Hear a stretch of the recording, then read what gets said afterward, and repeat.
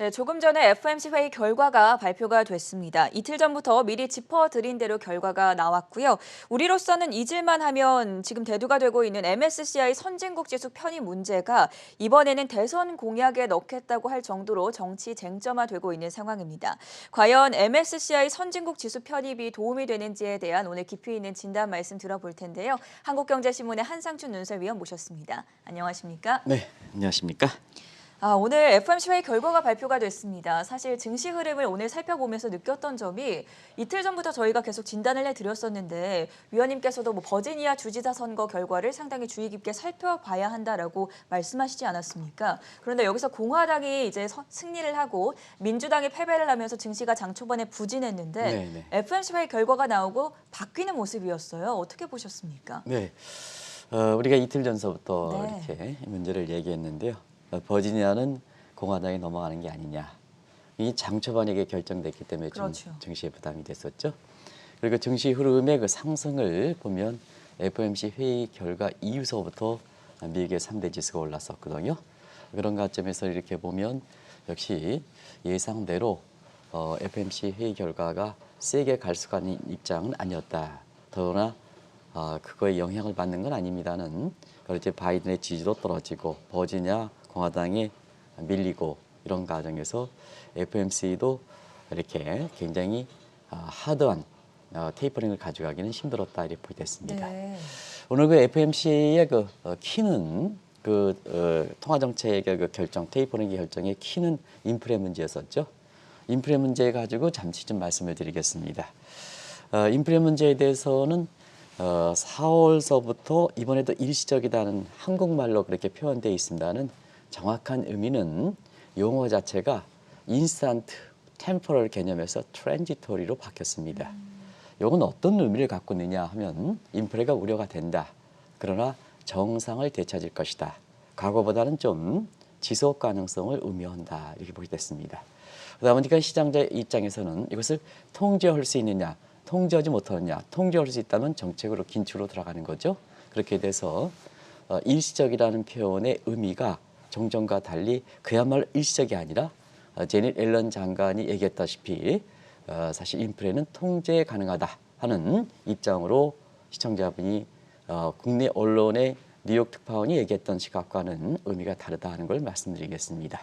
그러다 보니까 통제 가는 거니까 하이퍼 인플레이션과 스태그플레이션 같은 그동안의 그 미국 증시에 부담이 됐던 이런 것이 과잉되다, 과다했다 하는 것이 투자 심리를 끌어올렸다 이렇게 이제 보시면 되겠고요. 네.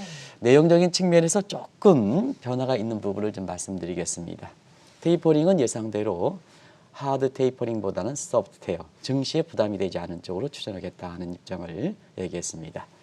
그 방식에서 꾸준히 집값 문제가 얘기이기 때문에 투 스피드 테이퍼링 방식보다는 이렇게 나갈 때와 들어올 때 똑같은 방식을 취했다. 왜 그러냐면 최근에 미국의 국채 시장 문제가 굉장히 우리와 마찬가지로 굉장히 이것이 이슈화되기 때문에 결국 투 스피드 스프링 되면 테이퍼링 되면 굉장히 국채 시장에 어떤 기능 약화 문제가 봉착할 수 있기 때문에 이 방식을 택했던 것이 아닌가 생각합니다.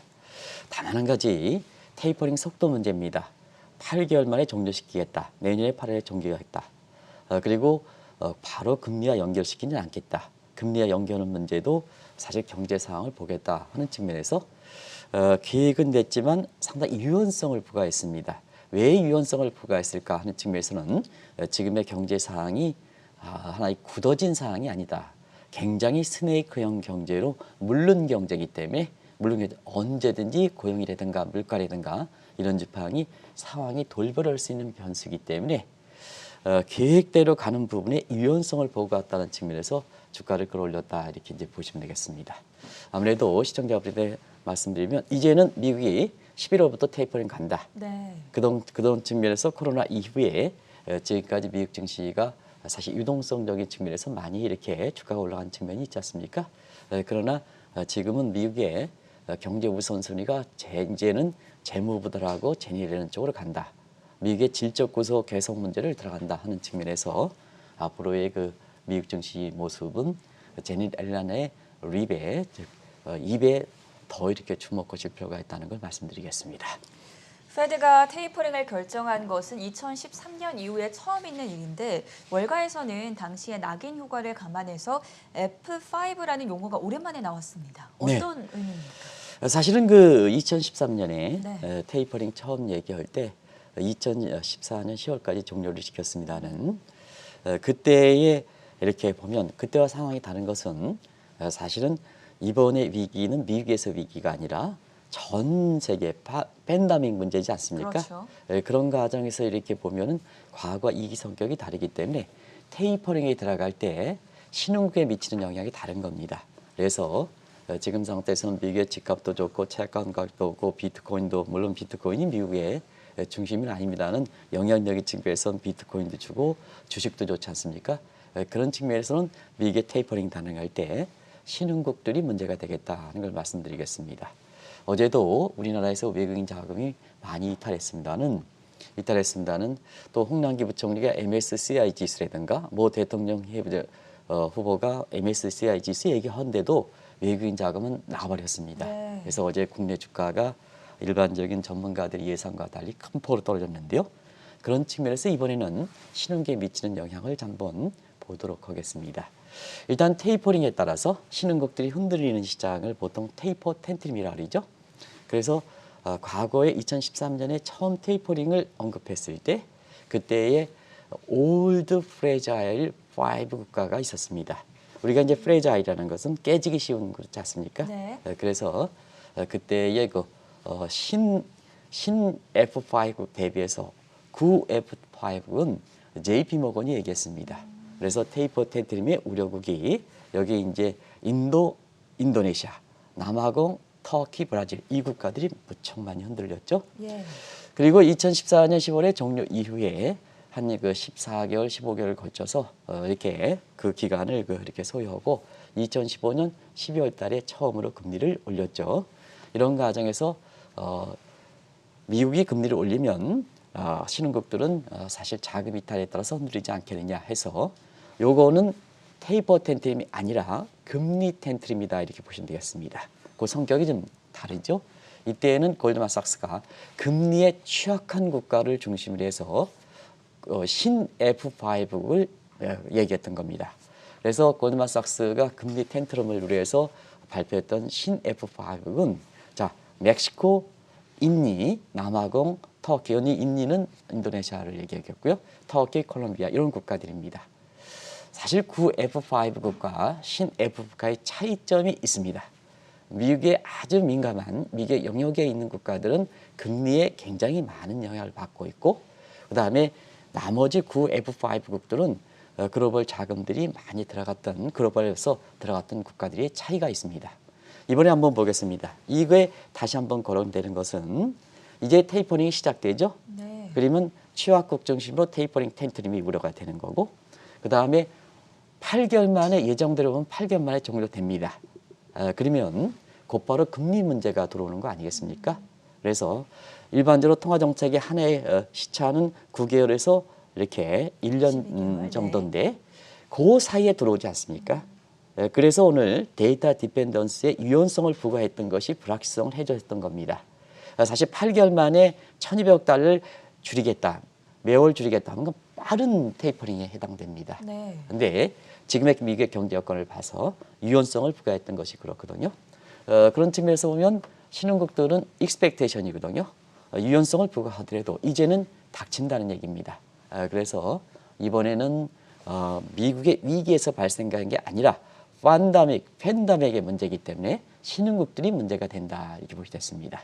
그래서 구 F5국, 신 F5국, 여기 F는 fragile, 깨지기 쉬운 이런 쪽에서 우리나라라든가 이런 국가들이 지금 이런 문제에 대해서 미국 시장이 괜찮기 때문에 한국은 그냥 이렇게 괜찮다 이런 식으로 대응하면 안 된다는 얘기입니다. 지금의 경제 강요들 정은보 금감원장이라든가 고승봉 이렇게 금융위원장이 금융에 대해서 아주 전문가들이시기 때문에 이런 점을 잘 알고 있을 거로 생각합니다는 기후 차원에서 미국이 괜찮기 때문에 한국도 괜찮다 이런 식으로 2013년에 이렇게 방식으로 이렇게 대응하면 안 된다는 걸 꼭 좀 말씀드리겠습니다.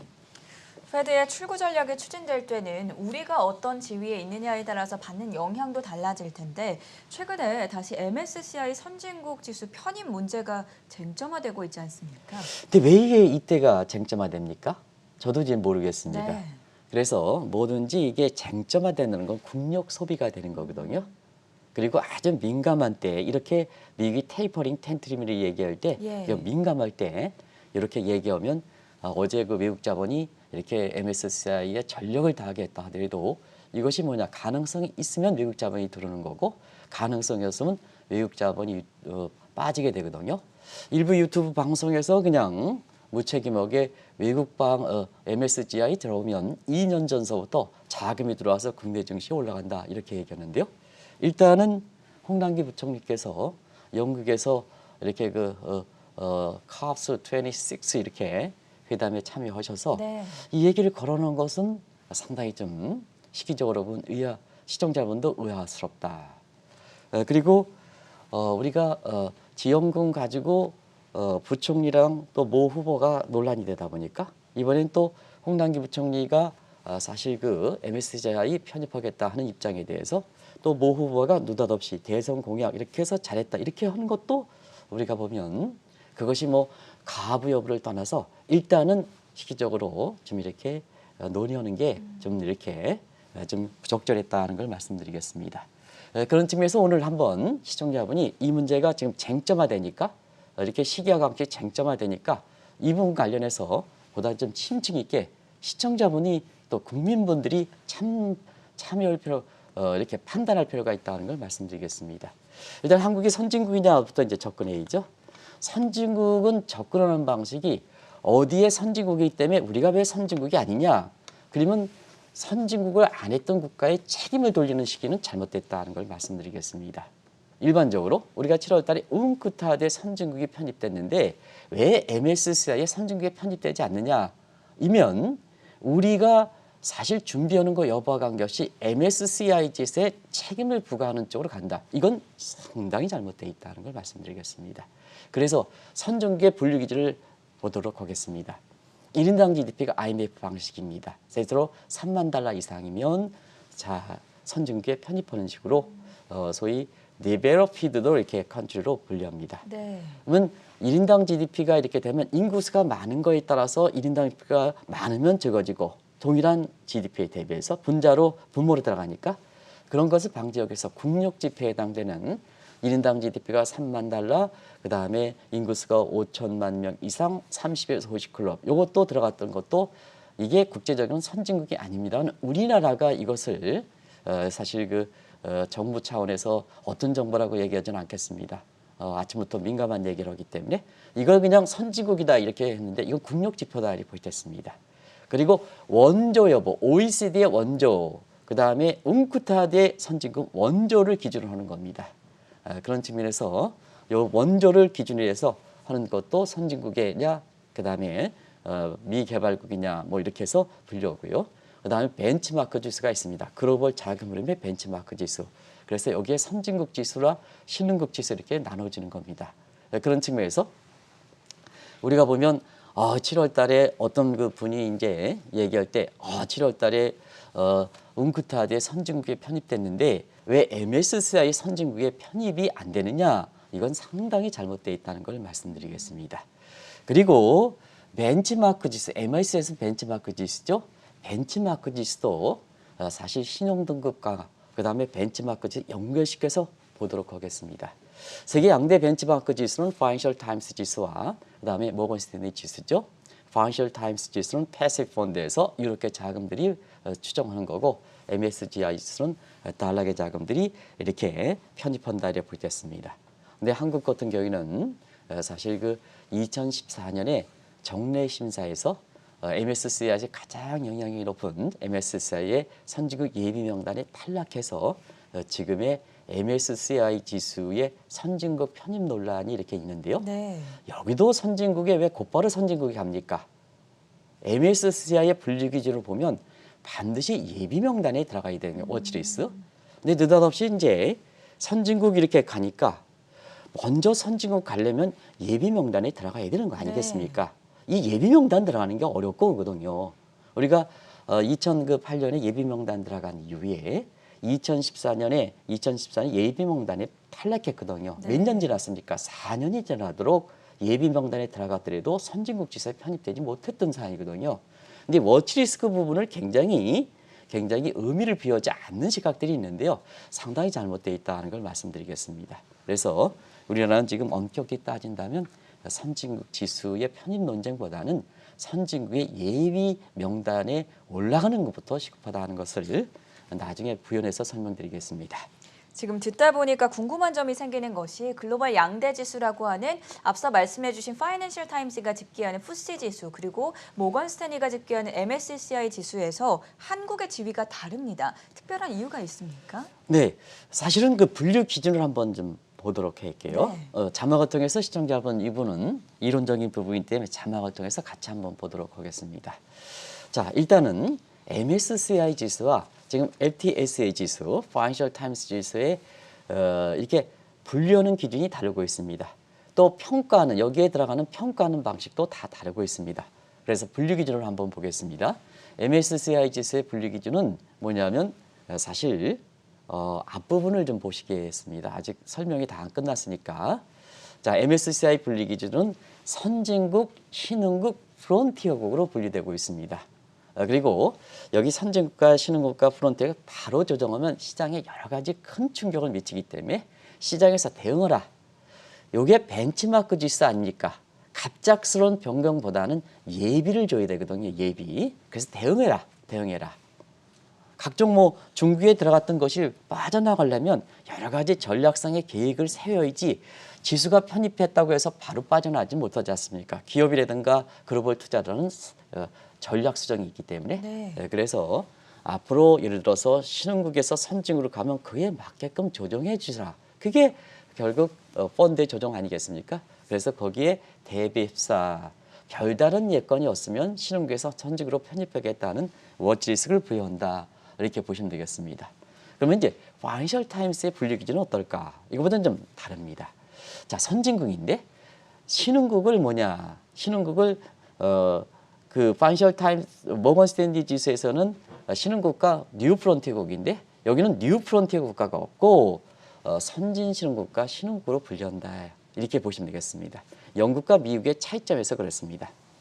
그리고 S&P 지수라든가 다우라든가 양대 평가사는 미국의 지수 방식을 통일한다. 모건 스탠리 방식을 통일한다는 걸 말씀드리겠습니다. 그러면 이제 시장에 미치는 영향으로 볼 때는 왜 이렇게 모건 스탠리 지수가 파이낸셜 타임스 지수로 이렇게 이슈가 될까 하는 측면에선 두 가지 문제가 있습니다. 하나는 달러의 자금이 국제 금융 중심지가 이렇게 미국으로 자꾸 가고 있는 상황입니다. 그래서 여기에 추정하는 이런 모건 스탠리 지수에 추정하는 자금의 동향이 상당히 많고요.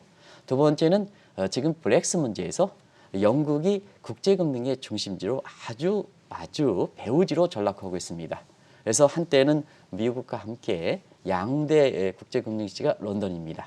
한때 저도 94년, 95년 이때에서 있었긴 했습니다는 그때만 해도 엄청나게 EBRD라든가 뭔가에서 유럽 은행이 아주 번창해서 미국과 쌍벽을 나탔던 이런 거거든요. 네. 근데 브렉스 문제에서 영국의 기능이 영국에서 가장 중심지가 지금은 대부분 다 금융사가 빠져나가서 직원들이 빠져나가서 그 중심지가 시카고 공포가 우려될 만큼 런던 시장이 자 이제는 그 사람들이 다 빠져나가니까 이게 공포다 하니까 주택 개량지로 변할 만큼 지금 많이 위상이 떨어지는 상태거든요.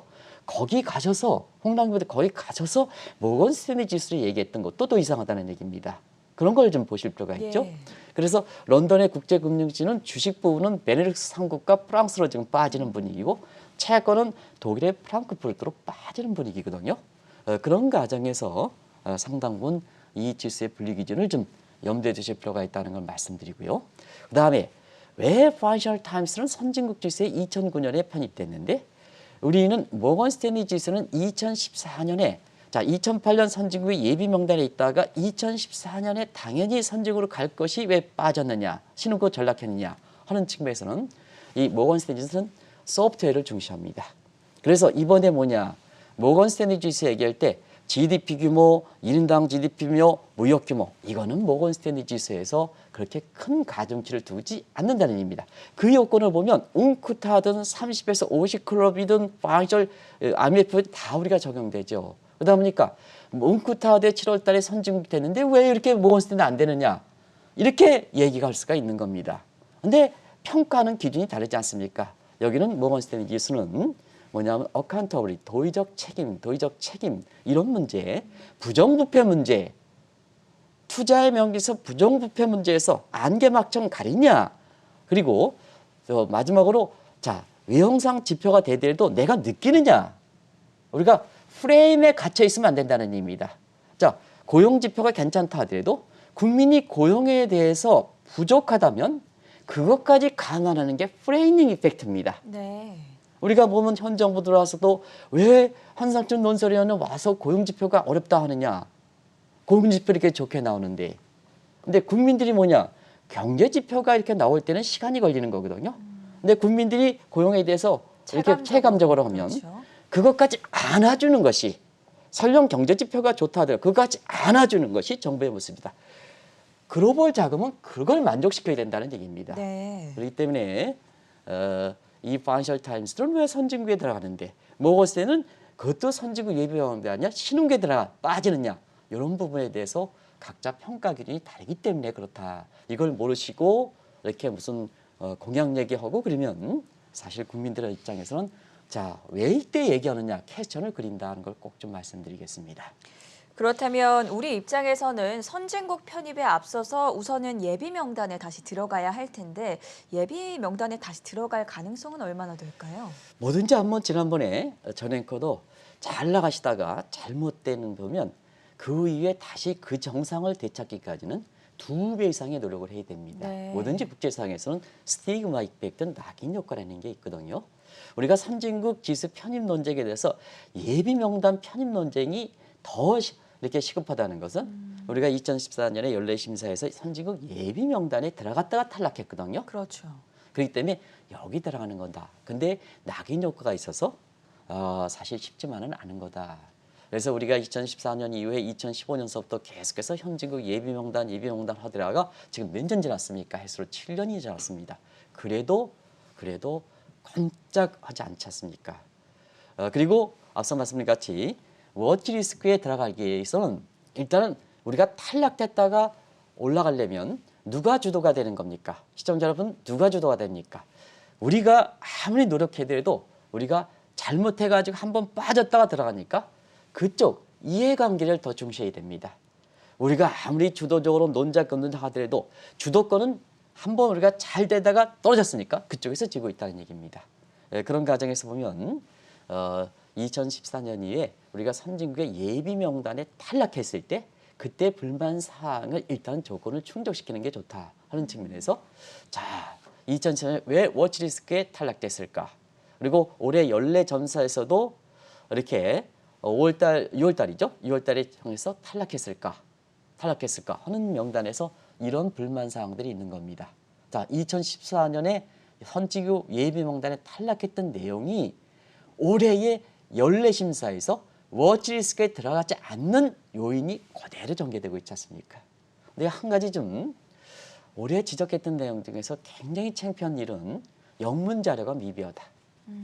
영문 자료가 미비하다. 예. 좀 우리 전 앵커만 해야 돼도 영어 이렇게 훌륭하게 잘하거든요. 근데 정부 기관에서 영문 자료가 부족하다. 국제금융시장에 종사하는 입장에서 나머지야 뭐 적어가겠습니다. 나중에 좀 말씀드리겠습니다. 이 부분에 지적한 것이 굉장히 크다는 걸 말씀드리고요. 그다음에 마지막 이 부분입니다. 홍남기 부총리도 그러던가 그다음에 대선 공약에서 이거 주장하시는 분의 입장에서 요 얘기를 하겠습니다. 달라스 이벤추얼 기장입니다. 요건 미필적 고의다를 부시했습니다. 그래서 사실상 기준을 제시하고 그때 목적에 따라서 미필적 고의 같은 말을 해야 돼도 네. 자 내가 전 앵커 입장에서 예쁘다 이렇게 죄송합니다. 예쁘다 해서 시청자분들 양해를 구하겠습니다. 예쁘다 해서 이걸 진실하게 예쁘다 얘기하는지 형식적으로 예쁘다 하는지 이게 중요하다는 얘기입니다. 예. 이게 중요하다는 얘기입니다. 이게 달라스 이벤추얼 기장이거든요. 이런 측면에서 보면 우리가 월스트리트가 한번 탈락했을 때는 주도권을 미국이 갖고 있다, 모건 스탠리 갖고 있다 하는 입장에서 사실상 우리가 논쟁을 한다 하더라도 이 달라스 이벤츄얼 규정이기 때문에 이 문제에 대해서 강하게 얘기하면 얘기할수록 모건 스탠리 입장에서 야 너희들은 다 얘기했는데 우리 책임이야? 그러면 달라스 이벤츄얼 규정에 우리가 불리하게 작용한다 하는 입장을 꼭 좀 말씀드리도록 하겠습니다. 탈락 요인들을 자세하게 살펴보다 보니까 선진국에 편입되는 것이 쉽지만은 않아 보이는데 어디까지나 가정이겠지만 모 대통령 후보의 발언처럼 만약에 한국이 이제 선진국에 편입이 될 경우에는 자금이 최대 61조 원까지 들어올 수 있다. 이런 예측에 대해서는 어떻게 진단하십니까? 그 후보가 62조 얘기한 것은 뭐 본인이 얘기한 건 아니고요. 네. 아마 이렇게 그 추정을 쭉 보니까 올해 5월달에 한국경제원에서 발표했던 자료를 인용하셨더라고요. 그렇죠. 네. 제가 존대어를 썼습니다. 인용하셨습니다. 이렇게 해서 얘기했습니다. 그래서 한 후보니까 어쨌든 개인의 가치 판단한 것이 존경해드리겠습니다. 근데 지수 추정이라는 건 그렇습니다. 요게 지수 추정이 자금, 달러의 자금의 추정이지 않습니까? 왜 추정입니까? 거기에 편입됐다고 해서 가능성이 높지만 실제로 뭐냐? 그 지수 추정하는 패시브 펀드의 자금은 어느 자금입니까? 펀드명의 자금이 아닙니다. 고객들의 자금입니다. 그러면 고객들의 자금은 수익이 나야 되는 겁니다. 수익이 나야 들어간다 하는 걸 꼭 좀 말씀드리겠습니다. 우리가 보면 그동안 뭐냐 선진국에 편입되면 기술적으로 딱 때려가지고 최대 얼마, 최소 얼마 이렇게 때리는데요. 이건 상당히 잘못되어 있다. 그때 상황에 따라 다르다 하는 걸 말씀드리겠습니다. 그리고 지금은 패시브 펀드 규모가 굉장히 많이 줄어들었습니다. 아시겠습니까? 패시브 펀드가 사실 그 수익이 많이 나오지 못하다 보니까 그걸 대신해서 한편으로는 행동주의 헤지 펀드라는 이제는 뭐냐 과거에는 전앵커에 투자해서 수익을 내는 주체가 전앵커였었고 네. 그 다음에 우리들은 받기만 했었거든요. 근데 이게 뭐냐 전앵커가 경우에 따라서 마음대로 해서 수익이 안 내면 그러지 않겠습니다는 수익이 안 나거든요. 그래서 뭐냐 지금은 행동주의 헤지 펀드가 나와서 전앵커가 수익이 낼 수 있는데 그걸 안 한다. 그럼 뭐 하느냐 도대체 지배구조를 개선시켜야지. 이렇게 해서 직접적으로 행동에 나선다. 예. 그러다 보니까 패시브 펀드의 규모가 굉장히 적다는 걸 말씀드리겠습니다. 그리고 시청자분도 아시겠습니다는 아무리 지수 편입, 선진국에 편입되더라도 객관적 사실인데요. 어떠냐? 최소 18조 들어오고 최대 62조 들어온다. 이게 무슨 추정입니까? 최대와 최소의 격차가 얼마입니까? 편차가 너무 크네요. 너무 크죠. 너무 크죠. 시청자 여러분 이런 부분이거든요. 그래서 그걸 실제 사례로 한번 보겠습니다. 실제 사례 전신이 2019년 여전히 그 기억이 되는데요. 자, 우리가 중국과 비슷한 시각을 갖고 있기 때문에 그때 중국이 A주에 편입됐었습니다. 양 PD께서 그걸 보겠습니다. 이때 AP에 기술적으로 해서 자 중국에 편입됐으니까 경제국인 한국의 입장에서는 그만큼 자금이 언제나 빠져나간다? 12조 빠져나간다 그랬습니다. 근데 실제 빠졌느냐? 실제 빠질 땐 2조 원 정도뿐이 안 빠졌습니다. 네. 2조 원쯤이 안 빠졌습니다. 그런 측면에서 사실상 한 가지 말씀드리면 편입하더라도 근본적 목적은 뭐냐? 고객의 돈에 수익이 남기느냐 하는 것이 굉장히 중요한 거다. 편입됐다고 해서 바로 기술적으로 12조 가는데 A주편 12조 가는데 우리 국내 주가가 폭락했지만 2조뿐이 안 상태에서 견실하게 견딘 것도 그렇다 하는 걸 말씀드리겠습니다. 요 점도 참조하실 필요가 있다는 걸 말씀드리겠습니다. 외국인들이 한국 증시에 투자할 만한 이유가 있어야 될 텐데 MSCI 지수가 보통은 달러계 자금을 추종을 하니까 미국과 비교해서 한번 설명을 해보죠. 지금 모든 거 제치고 네. 홍남기 부총리의 노력대로 앞으로 노력해가는 얘기대로 모 후보의 대선 후보 공약대로 지금 선진국에 편입됐다 이렇게 한번 보겠습니다. 네. 그러면 이제 수익이 나느냐가 중요하지 않습니까? 수익이 난다는 측면에서 지금 미국과 한국의 경제 여건을 보겠습니다. 어디가 좋습니까? 미국이 좋죠. 미국이 좋죠. 네. 미국이 좋죠. 투자는 상대 비교입니다. 우리가 4%면 미국이 6%면 미국 쪽으로 가는 겁니다. 똑같이 낮아서 우리가 마이너스 2%고 미국이 마이너스 1%면 경기가 안 좋더라도 미국으로 가는 겁니다. 상대 비교이기 때문에 그렇습니다. 그런 측면에서 지금 모든 거 제치고 선진 지수 편입됐다 하면 지금 상태에서는 사실은 우리의 자금이 들어올 수는 여건이 아니다. 두 번째는 자 정책적 불확실성을 보겠습니다. 우리의 정책 불확실성은 지난번에 한번 말씀드렸다시피 네. 시카고 대학 교수에서 이런 교수들이 정책 불확실성 지수가 세계에서 우리가 가장 브라질 다음으로 가장 나쁘다고 얘기했습니다. 예.